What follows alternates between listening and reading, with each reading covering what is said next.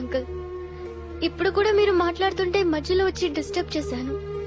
ఇది కరెక్టో కాదో కూడా నాకు తెలియదు, కానీ సిద్ధుకి మాత్రం నేను కరెక్ట్ కాదని అనిపిస్తుంది.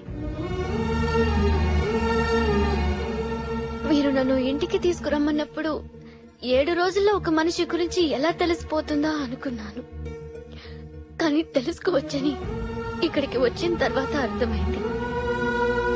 మీరు నా గురించి ఏం తెలుసుకున్నారో నాకు తెలియదు అంకుల్, కానీ సిద్ధు గురించి నేను చాలా తెలుసుకున్నాను.